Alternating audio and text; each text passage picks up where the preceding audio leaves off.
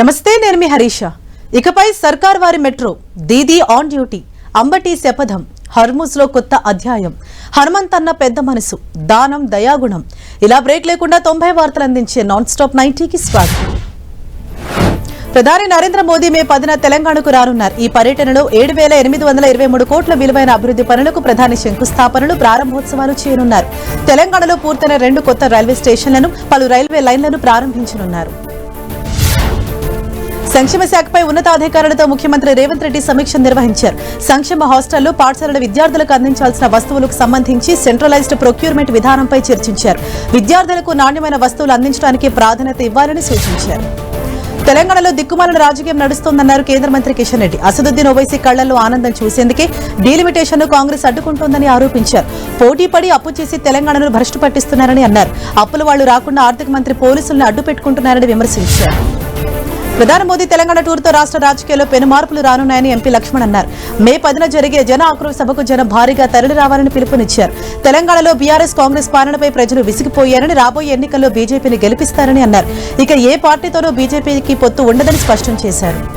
ప్రజలకు ఇబ్బంది కలగకుండా విద్యుత్ సరఫరా చేయడమే ప్రభుత్వ లక్ష్యమన్నారు డిప్యూటీ సీఎం భట్టి విక్రమార్క.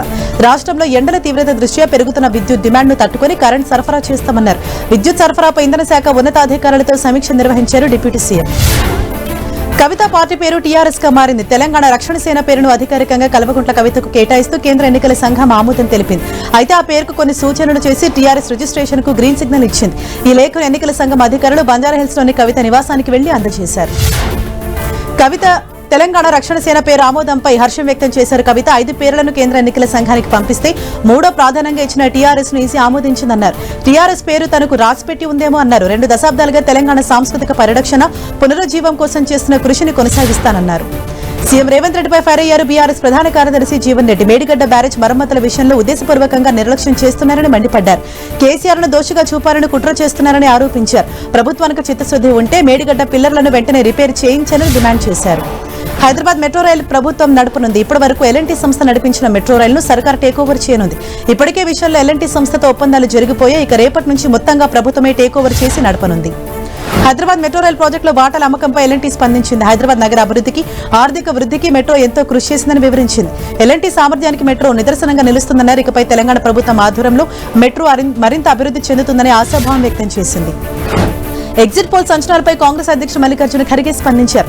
కొన్ని సర్వేలు గందరగోళంగా ఉన్నాయన్నారు. అయినప్పటికీ ఫలితాలను మాత్రం తమకి అనుకూలంగా వస్తాయని ధీమా వ్యక్తం చేశారు ఖర్గే. ఎగ్జిట్ పోల్స్ అన్ని బోటుకుమన్నారు పశ్చిమ బెంగాల్ సీఎం మమతా బెనర్జీ. మీడియాకు బీజేపీ డబ్బులిచ్చి తప్పుడు ఎగ్జిట్ పోల్స్ విడుదల చేయించిందని ఆరోపించారు. స్టాక్ మార్కెట్ పతనాన్ని, కార్యకర్తల స్థైర్యాన్ని దెబ్బతీయడానికి కుట్ర అని ఆగ్రహం వ్యక్తం చేశారు. ఇక ఈవీఎంలో ఉన్న స్ట్రాంగ్ రూమ్లను కాపాడాలని కార్యకర్తలకు పిలుపునిచ్చారు. తాను స్వయంగా భవానీపూర్ కౌంటింగ్ కేంద్రం దగ్గర ఉంటానని చెప్పారు. మమతా పిలుపుతో టీఎంసీ కార్యకర్తలు అప్రమత్తమయ్యారు. స్ట్రాంగ్ రూముల దగ్గర డేగ కళ్లతో కాపలా కాస్తున్నారు. స్ట్రాంగ్ రూముల దగ్గర కేంద్ర బలగాలు పహారా కాస్తుంటే సీసీటీవీ కెమెరాలను టీఎంసీ కార్యకర్తలు ఎప్పటికప్పుడు పర్యవేక్షిస్తున్నారు. ఎలాంటి అవకతవకలు జరగనివ్వమంటున్నారు. టీవీకి అధినేత విజయ్ ఆచితూచి అడుగులు వేస్తున్నారు. Axis my India exit poll అయితే ఏకంగా విజయ పార్టీ 120 స్థానాలు గెలుస్తుందని అంచనా వేసింది. ఈ క్రమంలో పార్టీకి చెందిన 234 మంది అభ్యర్థులతో పార్టీ అధినేత విజయ్ భేటీ అయ్యారు. ఫలితాల తర్వాత ఎలా వ్యవహరించాలనే దానిపై చర్చించారు. విజయ్ తమిళనాడులో కింగ్ మేకర్ గా లేదా కింగ్ గా మాట్లాడని అంచనాలు హాట్ టాపిక్ అయ్యాయి. ఈ క్రమంలో ముందు జాగ్రత్తగా ఏఐఏడీఎంకే విజయ్ టీవీకేతో పొత్తు పెట్టుకోవడం కోసం ప్రయత్నిస్తున్నట్లు సమాచారం. ఎగ్జిట్ పోల్స్ అంచనాలు నిజమైతే విజయ్ పార్టీ టీవీకేతో కలిసి అధికారం పంచుకునేందుకు చర్చలు జరపాలని ఏఐఏడీఎంకే నేతలు ప్రయత్నిస్తున్నట్లు తెలుస్తోంది. ఏపీ కేబినెట్ కీలక నిర్ణయాలు తీసుకుంది. సీఎం చంద్రబాబు నాయుడు అధ్యక్షతన జరిగిన ఈ సమావేశంలో రాజధాని నిర్మాణ వేగాన్ని పెంచడంతో పాటు మరిన్ని పెట్టుబడులు ఆకర్షించడమే లక్ష్యంగా కీలక ప్రాజెక్టులపై చర్చించి నిర్ణయం తీసుకున్నారు మంత్రులు. అలాగే రాష్ట్రంలోని ప్రస్తుత రాజకీయ పరిస్థితులపై మంత్రులతో చర్చించారు సీఎం చంద్రబాబు. అమరావతి నిర్మాణాలపై వైసీపీ విమర్శలను తిప్పికొట్టారని సీఎం చంద్రబాబు అన్నారు. నిర్మాణ ఖర్చులపై దుష్ప్రచారాన్ని ఖండించి వాస్తవాలు చెప్పాలన్నారు. ఇటీవల తలెత్తిన ఇంధన సమస్యపై ప్రజలకు వివరించాలన్నారు ముఖ్యమంత్రి. మంత్రుల సింగపూర్ పర్యటనపై వైసీపీ విమర్శలను గట్టిగా తిప్పికొట్టాలని పిలుపునిచ్చారు సీఎం చంద్రబాబు. ఏఐఐటీపై మంత్రులు పరిజ్ఞానం పెంచుకోవాలని, లేదంటే వెనుకబడిపోతారని సూచించారు చంద్రబాబు. అమెరికా పర్యటనలో గూగుల్ ప్రతినిధులను మంత్రి లోకేష్ కలిసి ఒప్పించిన తీరును మంత్రులకు వివరించారు. కేబినెట్ భేటీలో అజెండా అంశాలు చర్చించిన అనంతరం తాజా పరిణామాలపై సమీక్షించారు. ఈ సందర్భంగా మంత్రులకు పలు సూచనలు చేశారు. మాజీ మంత్రి అంబటి రాంబాబు కడప జిల్లా వేంపల్లి పోలీసుల విచారణకు హాజరయ్యారు. సీఎం చంద్రబాబుపై అనుచిత వ్యాఖ్యలు చేశారన్న ఆరోపణలపై పోలీసులు అంబటిని విచారించారు. టీడీపీ వేంపల్లి మండల కన్వీనర్ రామమునిరెడ్డి ఏడాది ఫిబ్రవరి 1న అంబటిపై ఫిర్యాదు చేశారు. దీంతో అంబటిపై కేసు నమోదైంది. కూటమి ప్రభుత్వాన్ని కూరదోసేదాకా తగ్గేది లేదంటున్నారు మాజీ మంత్రి అంబటి రాంబాబు. తనపై అక్రమ కేసులు బనాయించారని ఆరోపించిన అంబటి ఇడుపులపాయలోని వైఎస్ఆర్ ఘాట్లో నివాళులర్పించారు. కూటమి ప్రభుత్వాన్ని ప్రజాస్వామ్య పద్ధతిలోనే కూలుస్తామని, జగన్ను మళ్లీ సీఎం చేసే వరకు పోరాడతామని ప్రతిజ్ఞ చేశారు.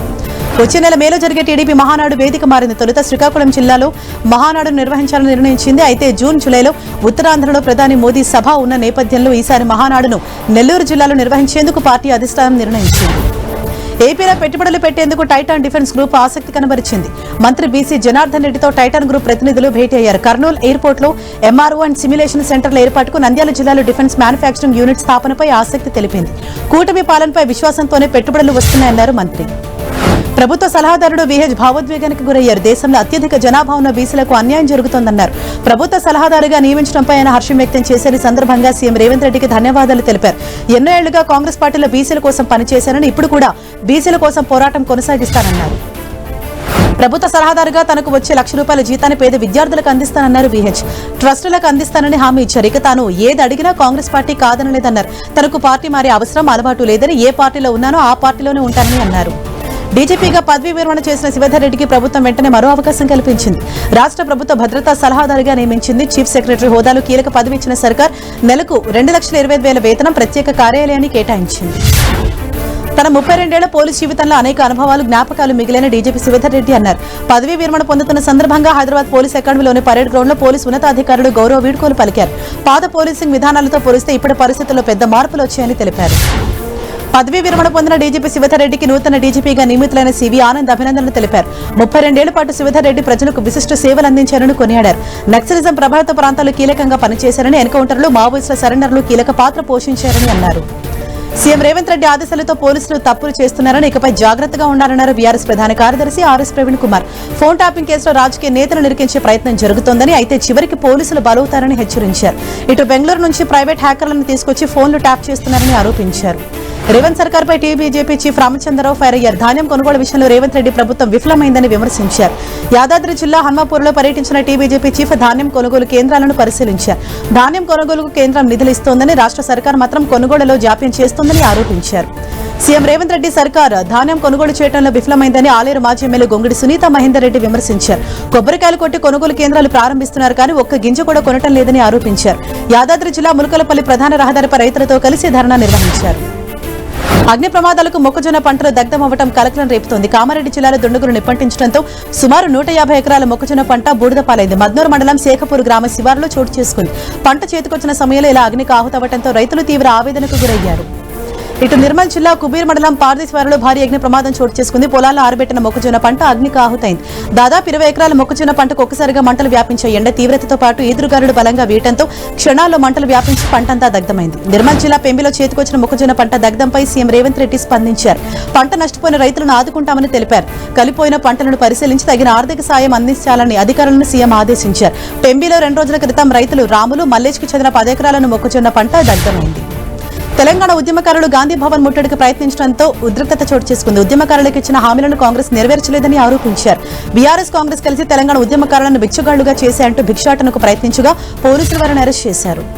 కమర్షియల్ ట్యాక్స్ ఆఫీసుల్లో ఏసీబీ అధికారులు ఆకస్మిక తనిఖీలు చేశారు. బేగంపేట్, పంజాగుట్ట డివిజన్లలోని సర్కిల్, జేసీ ఆఫీసులలో తనిఖీలు చేపట్టారు. భారీ మొత్తంలో అక్రమాలు జరిగినట్లు గుర్తించారు ఏసీబీ అధికారులు. కేంద్ర రాష్ట్ర ప్రభుత్వాలు కార్మిక వ్యతిరేక విధానాలు మానుకోవాలని ఏఐటీయూసీ రాష్ట్ర కార్యదర్శి విలాస్ డిమాండ్ చేశారు. ఆదిలాబాద్ మున్సిపల్ కార్యాలయంలో మేడే పోస్టర్స్ ను ఆయన ఆవిష్కరించారు. వివాదాస్పద 4 లేబర్ కోడ్లను రద్దు చేసి పాత కార్మిక చట్టాలను కొనసాగించాలని కోరారు. ఏపీ 10th ఫలితాల్లోనూ అమ్మాయిలు అధిక ఉత్తీర్ణత సాధించారు. విద్యాశాఖ మంత్రి నారా లోకేష్ ఫలితాలు విడుదల చేశారు. ఈ పరీక్షలో మొత్తం 85.25% మంది ఉత్తీర్ణత సాధించారు. 87.90% మంది బాలికలు ఉత్తీర్ణులు కాగా 82.68% మంది బాలురు పాస్ అయ్యారు. ఒకేసారి తల్లి కొడుకు 10వ తరగతి పరీక్షలు పాస్ కావటం హాట్ టాపిక్ అయింది. పశ్చిమ గోదావరి జిల్లా పాలకొల్లుకు చెందిన బండారు లక్ష్మీలహరి, ఆమె కుమారుడు విజయ్ 10వ తరగతి పరీక్షలు రాశారు. ఇవాళ విడుదలైన ఫలితాల్లో ఇద్దరు ఉత్తీర్ణత సాధించారు. కుమారుడికి 560 మార్కులు వస్తే తల్లి లక్ష్మికి 360 మార్కులు వచ్చాయి. తిరుమల శ్రీవారిని ఇవాళ పలువురు ప్రముఖులు దర్శించుకున్నారు. Telangana deputy CM Mallu Bhatti Vikramarka, hero Bellamkonda Sai Srinivas దంపతులు, బీసీవై పార్టీ అధినేత బోడి రామచంద్ర యాదవ్తో పాటు అస్సాం మినిస్టర్ కేశవ్ మహంతా స్వామి ఆశీర్వాదాలు తీసుకున్నారు. టార్వుడ్ యంగ్ హీరో బెల్లంకొండ సాయి శ్రీనివాస్ వివాహం తిరుమల కొండపై వైభవంగా జరిగింది. బుధవారం రాత్రి 11 గంటలకు బెల్లంకొండ శ్రీనివాస్ కావ్య మెడలో 3 ముళ్లు వేశారు. ఈ వేడుకకు ఇరు కుటుంబ సభ్యులు, అత్యంత సన్నిహితులు మాత్రమే హాజరయ్యారు. వివాహానంతరం నవదంపతులు స్వామివారిని దర్శించుకున్నారు. ఆలయ అధికారులు వారికి స్వాగతం పలికి తీర్థ ప్రసాదాలు అందజేశారు. మే 10లోగా జనాభా లెక్కల స్వీయ గణన పూర్తి చేయాలన్నారు ములుగు కలెక్టర్ హేమంత్ సహదేవరావు. అధికారులకు ప్రజలు సహకరించాలని కోరారు. ఆన్లైన్లో పొందుపరిచిన మొత్తం 33 అంశాలను పొరపాట్లు లేకుండా పొందుపరచాలని సిబ్బందికి సూచించారు. ఏపీ విద్యా ఆరోగ్య శాఖ మంత్రి సత్యకుమార్ యాదవ్ సంతకం ఫోర్జరీ చేసి నకిలీ ట్రాన్స్ఫర్ ఆర్డర్ కాపీ తయారు చేసిన కేసులో 2 నిందితులను తనకల్లు పోలీసులు అరెస్ట్ చేశారు. కౌలేపల్లి సమీపంలో ఉన్న గంగాద్రి వేణులను అదుపులోకి తీసుకున్నారు. మైక్రో ఫైనాన్స్ కేసులో మంగ్లీ సోదరుడు చుట్టూ ఉచ్చుబిగుస్తుంది. కేసులో ప్రధాన నిందితుడిగా ఉన్న రమావత్ మధు అకౌంట్ నుంచి మంగ్లీ సోదరుడు శివ చౌహాన్ ఖాతాకు నగదు బదిలీ అయినట్లు పోలీసులు గుర్తించారు. మొత్తం 3 విడతల్లో మధు డబ్బులు పంపినట్లు బ్యాంక్ స్టేట్మెంట్ల ద్వారా స్పష్టమైంది. ఏపీ మద్యం రవాణా అవకతవకల కేసులో విచారణకు హాజరయ్యారు రాజకేశ్రెడ్డి. సిట్ కార్యాలయంలో ఆయన విచారించారు అధికారులు. మద్యం రవాణా అవకతవకల కేసులో కీలక నిందితుడిగా ఉన్న రాజకేశ్రెడ్డిని ప్రశ్నించారు. ములుగు జిల్లా వెంకటాపురం మండలం గొల్లగూడెం గ్రామ సమీపంలోని వాగులో రాత్రులు భారీ ఎత్తున జేసీబీ యంత్రాలతో ఇసుక తవ్వకాలు చేపడుతున్నారు. తవ్విన ఇసుకను 10ల సంఖ్యలో ట్రాక్టర్లో నింపి తరలిస్తున్నారు. దీంతో వాగు పరివాహక ప్రాంతాల్లో భూగర్భ జలాలు అడుగంటున్నాయి.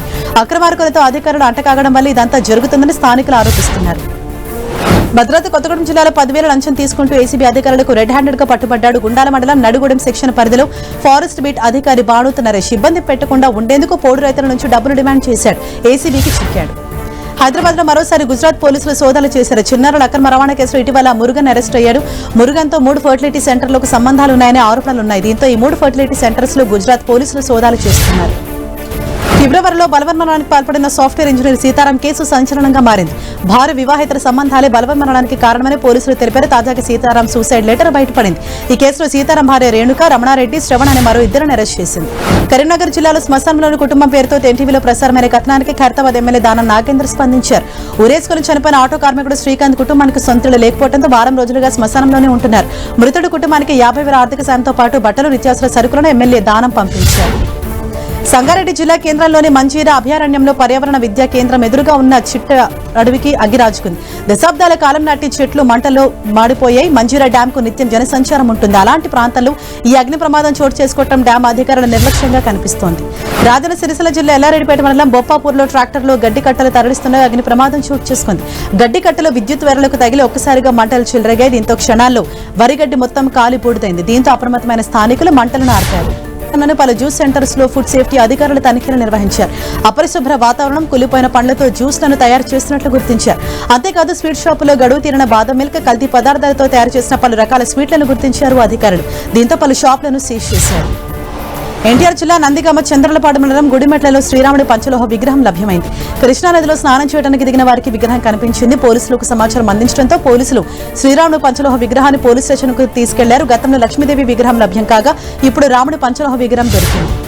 ఉమ్మడి ఖమ్మం జిల్లాలో భానుడి భగభగలకు ప్రజలు అల్లాడిపోతున్నారు. ఉదయం 7 గంటల నుంచి రాత్రి 10 గంటల వరకు వేడి గాలులు, ఉక్కుపోత, తీవ్ర ఇబ్బందులు పడుతున్నారు. 43 డిగ్రీల ఉష్ణోగ్రతలు నమోదు కాగా సింగరేణి ప్రభావిత ప్రాంతాల్లో 45 డిగ్రీలు నమోదవుతున్నట్లు వాతావరణ అధికారులు చెబుతున్నారు.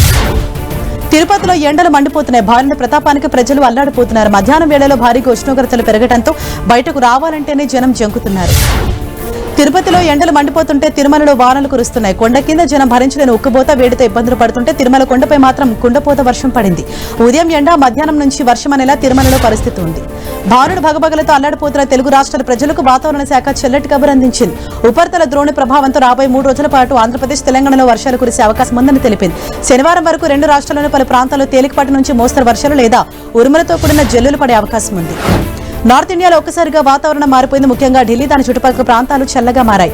ఢిల్లీ ఎన్సీఆర్ వ్యాప్తంగా కురిసిన వర్షం, వడగళ్ల వాన వాతావరణంలో ఆకస్మిక మార్పును తీసుకొచ్చాయి. దీంతో ఢిల్లీ, నోయిడా, ఘజియాబాద్లలో ఆరెంజ్ అలర్ట్లు జారీ కాగా సమీప ప్రాంతాలు అప్రమత్తంగా ఉన్నాయి. ఎన్సీఆర్ ప్రాంతాలను పలు చోట్ల వర్షం, బలమైన గాలులు, వడగళ్ల వాన సంభవించాయి. కొన్ని రోజులుగా ఎండవేడితో అల్లాడుతున్న ప్రజలు కాస్త ఉపశమనం పొందారు. ఘజియాబాద్ లో ఉరుములు, మెరుపులతో కూడిన వర్షం కురిసింది.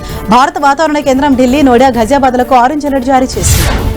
ఇక రానున్న 2 రోజులు ఉరుములు, మెరుపులు మరియు మోస్తరు నుండి భారీ వర్షపాతం కురిసే అవకాశం ఉందని ఐఎండీ హెచ్చరించింది. ఇప్పటికే ఘజియాబాద్ పరిసర ప్రాంతాల్లో పెద్ద ఎత్తున వడగళ్ల వాన కురిసింది. ఈదురుగాలులతో కూడిన తేలికపాటి వర్ష సూచన చేసింది వాతావరణ కేంద్రం. ప్రజలు అప్రమత్తంగా ఉండాలని సూచించింది. ఢిల్లీతో పాటు హర్యానా, ఉత్తరాఖండ్ ప్రాంతాల్లోనూ వాతావరణం పూర్తిగా మారిపోయింది. సిమ్లాలో ఒక్కసారిగా వాన కురవడంతో ప్రజలు, టూరిస్టులు ఇబ్బంది పడ్డారు. ఈదురుగాలులతో భారీ వర్షం కురవగా పలు చోట్ల చెట్లు విరిగిపడ్డాయి. యూపీ ప్రత్యేక అసెంబ్లీ సమావేశంలో సీఎం యోగి ఆదిత్యనాథ్ ప్రతిపక్షాలపై నిప్పులు చెరిగారు. ప్రతిపక్ష నేతలు మహిళా రిజర్వేషన్ల బిల్లుపై ఊసరవెల్లిలా ప్రవర్తిస్తున్నాయని మండిపడ్డారు. ప్రతిపక్షాల తీరును చూసి ఊసరవెల్లి కూడా సిగ్గుపడుతుందంటూ ఎద్దేవా చేశారు. నటి కరిష్మా కపూర్ మాజీ భర్త ప్రముఖ వ్యాపారవేత్త దివంగత సంజయ్ కపూర్ కు చెందిన 30,000 కోట్ల వారసత్వ ఆస్తి వివాదంలో ఢిల్లీ హైకోర్టు కీలక ఆదేశాలు జారీ చేసింది. ఆయన మూడో భార్య ప్రియా సచ్దేవ్ కపూర్ ను ఆస్తులు అమ్మకుండా బ్యాంకు ఖాతాలు నిర్వహించకుండా నిలువరిస్తూ ఇంజెక్షన్ ఆర్డర్ మంజూరు చేసింది. భారత డిజిటల్ పేమెంట్స్ రంగంలో అగ్రగామిగా ఉన్న ఫోన్ పే సరికొత్త చరిత్ర సృష్టించింది. తన రిజిస్టర్డ్ యూజర్ల సంఖ్యను 70 కోట్లు దాటింది. ప్రతి 6 రోజులకు 10 లక్షల కొత్త యూజర్లు వస్తున్నట్లు ప్రకటించింది. వినియోగదారుల నమ్మకమే తమ బలమని తెలిపింది. తమిళనాడులోని మదురైలో చిత్రై బ్రహ్మోత్సవాలు అంబరాన్ని అంటున్నాయి. ఉత్సవాలు అత్యంత కీలకమైన అళగర్ కోయిల్లోని సుందరరాజ పెరుమాళ్ మధురై యాత్ర జరిగింది. స్వామివారిని దర్శించుకునేందుకు భక్తులు భారీ సంఖ్యలో తరలి వచ్చారు. జమ్మూ కాశ్మీర్ రైల్వే కనెక్టివిటీలో చారిత్రాత్మక ఘట్టం ఆవిష్కృతమైంది. జమ్మూ తవి రైల్వే స్టేషన్ నుంచి శ్రీనగర్ వరకు పొడిగించిన వందే భారత్ ఎక్స్ప్రెస్ సర్వీస్ ను కేంద్ర రైల్వే శాఖ మంత్రి అశ్విని వైష్ణవ్ ప్రారంభించారు. కేంద్ర మంత్రి అశ్విని వైష్ణవ్ పొడిగించిన జమ్మూ తావి శ్రీనగర్ వందే భారత్ ఎక్స్ప్రెస్ ను జెండా ఊపి ప్రారంభించారు. ఈ రైలు మే 2వ తేదీ నుంచి సాధారణ సేవలు అందించనుంది. అయితే శ్రీమాత వైష్ణోదేవి కత్రా రైల్వే స్టేషన్లో బ్లాక్ కమాండోలు పహారా కాస్తున్నారు. ప్రపంచంలో ఎత్తైన రైల్వే ఆర్చ్ వంతెన రెడీ అయింది. చినాబ్ నదికి 359 మీటర్ల ఎత్తులో దీన్ని నిర్మించారు. జమ్మూ శ్రీనగర్ ను కలిపే కీలక మార్గంలో దీన్ని రూపొందించారు. భారీ పేలులను గంటకు 100 కిలోమీటర్ల వేగంతో వీచే గాలులను భూకంపాలను తట్టుకునేలా దీన్ని నిర్మించారు. అశ్విని వైష్ణవ్ దీన్ని పరిశీలించారు. రక్షణ రంగంలో మరో కీలక మైలురాయి నమోదైంది. DRDO భారత నేవీ కలిసి తొలిసారి నౌకా వ్యతిరేక స్వల్ప శ్రేణి క్షిపణి సాల్వో లాంచ్ ను విజయవంతంగా నిర్వహించారు. ఒడిశా తీరంలోని బంగాళాఖాతంలో నౌకాదళానికి చెందిన హెలికాప్టర్ నుంచి ఈ పరీక్ష చేపట్టారు. ఇటలీ రక్షణ మంత్రి గైడో క్రోసెట్టో ఢిల్లీలో పర్యటిస్తున్న రాజ్నాథ్ సింగ్ టీంతో ప్రత్యేకంగా భేటీ అయ్యారు. 2 దేశాల మధ్య వ్యూహాత్మక చర్చలను మరింత బలోపేతం చేయడంపై దృష్టి సారించారు. ఈ సమావేశంలో అంతర్జాతీయ భద్రతా అంశాలపై కీలక చర్చలు జరిగాయి. నేపాల్ ఎయిర్లైన్స్ భారత్ కు క్షమాపణలు చెప్పింది. జమ్మూ కాశ్మీర్ను పాకిస్తాన్లో భాగంగా చూపుతూ తన నెట్వర్క్ మ్యాప్ ను సోషల్ మీడియాలో పోస్ట్ చేయడమే ఇందుకు కారణం. ఈ పోస్ట్ పై తీవ్ర విమర్శలు వెల్లువెత్తడంతో నష్ట నివారణ చర్యలకు దిగింది. భారత్ కు క్షమాపణలు చెబుతూ మరో పోస్ట్ చేసింది. ఆపరేషన్ సింధూర్ను భారత్ తన సొంత నిర్ణయం మేరకు నిలిపివేసిందన్నారు రాజ్నాథ్ సింగ్. అవసరమైతే సుదీర్ఘ యుద్ధానికి సిద్ధంగా ఉన్నామన్నారు. సామర్థ్యం లేక ఆపరేషన్ సింధూర్ ఆపేలేదని అది ఒక వ్యూహాత్మకమైన నిర్ణయం అన్నారు. ఫ్లోరిడాలోని మయామీలో 22 అడుగుల అమెరికా అధ్యక్షుడు డొనాల్డ్ ట్రంప్ బంగారు విగ్రహంపై మరోసారి చర్చ మొదలైంది. ఈ విగ్రహానికి డాన్ కొలోసస్ అని పేరు పెట్టగా ఈ విగ్రహాన్ని ఉత్తర కొరియా అధ్యక్షుడితో పోల్చుతూ మరికొందరు ట్రోల్ చేస్తున్నారు.